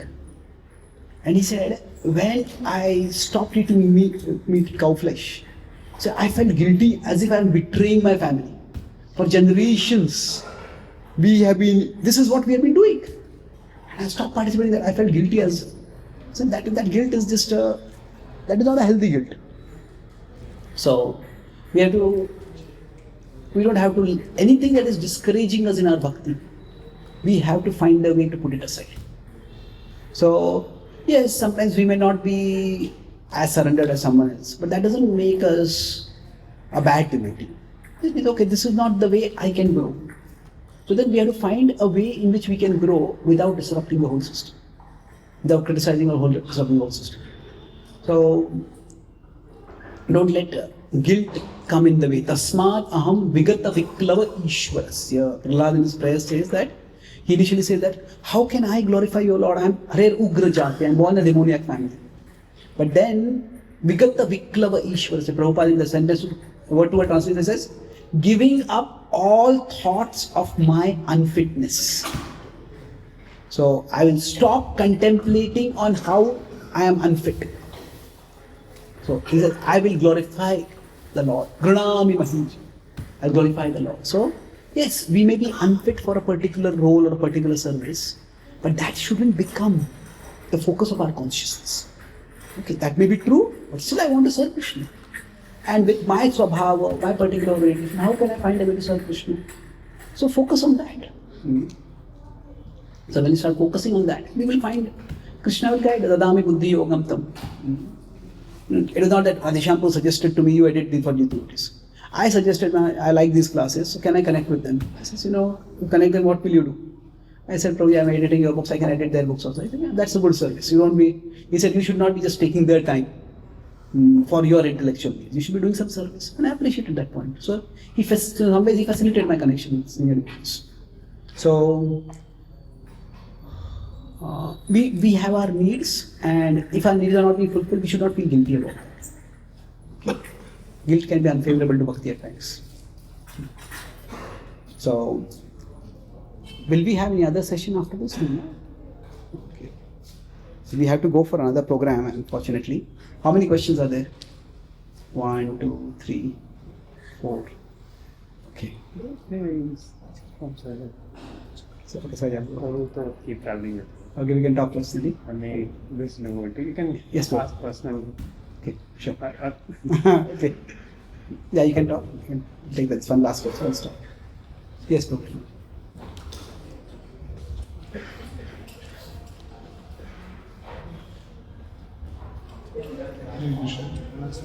That's the question. Prabhu, sometimes on the name of royalty we become irrational. For example, I listen only to Prabhupada. Those who listen outside Prabhupada's. Slowly and loudly.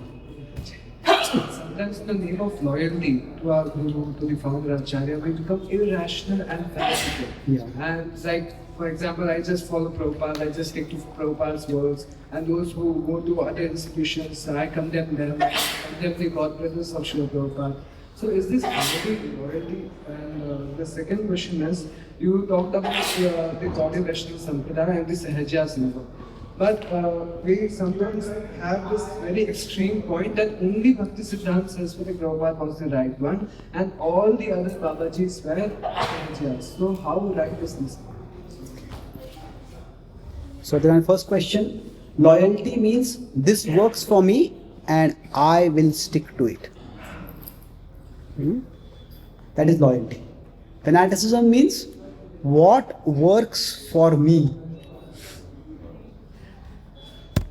is the only thing that can work for anyone.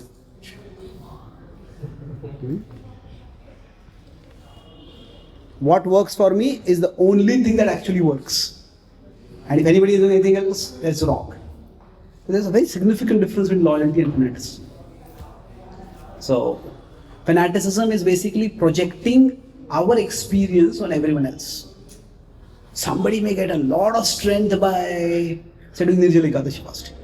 This is my serious case. But that does not mean everybody who is not doing Nirjala Ekadashi is not a serious devotee, isn't it? They may get strength by, they may eat food, but they may chant extra rounds, somebody may read more Bhagavatam, whatever. Different. Krishna is not a machine. Krishna is a person. Krishna can reciprocate with different people in different ways. And one meaning of Sarvadharman Pratijamamekam Sharanam Braja is, if we consider dharma to mean our conception of how to reach Krishna. I have a particular way I am reaching Krishna. I think I'll reach Krishna, but Krishna can be reached in many different ways. So we have to be open to that. So that when loyalty becomes fanatical, then it creates unnecessary disruption in society. Now with respect to other Gaudiya Vaishnavas, it depends. We have to look at each person. Not that everybody was Sahajyas. See, nobody else set up an institution. At least not at the scale of Bhaktivedanta Thakur. Now one problem with institution is, institution creates standardization. And standardization has to be based on objectively measurable parameters. And objectively measurable parameters are associated with quantity. Now bhakti is about quality. It's not just quantity. Now quality and quantity, they are related. It's a complex question how exactly they are related. But the point is, Bhakti Siddhanta Thakur, because of emphasizing an institution, started also concomitantly emphasizing quantitative parameters. Now, those quantitative parameters were not emphasized or met by his other god, his brother Lalit Prasad was also a devotee, he was also a prominent leader in the Gaudiya Vaishnava tradition, others. So they also practice bhakti, they are also continuing their bhakti, and they are also Gaudiya Vaishnavas. But we need to respect them for that. But that does not necessarily mean that they are all Sahajyas. They don't know, but that doesn't mean that all of them are glorious Vaishnavas. We have to see individually. So it would be too extreme to say that nobody who, apart from Bhaktivedanta Thakur, was a proper Gaudiya Vaishnava. So it is a nuanced understanding. Neither not the extreme of everybody being a Sahajya or everybody being a Gaudiya Vaishnava. We have to see what they are doing, and based on that we have to decide. Thank you very much. Mantra. Okay, Srimad Bhagavad Gita ki jai, Prabhupada ki jai, Gaur Bhakta Vrinda ki jai, Gaur Prema.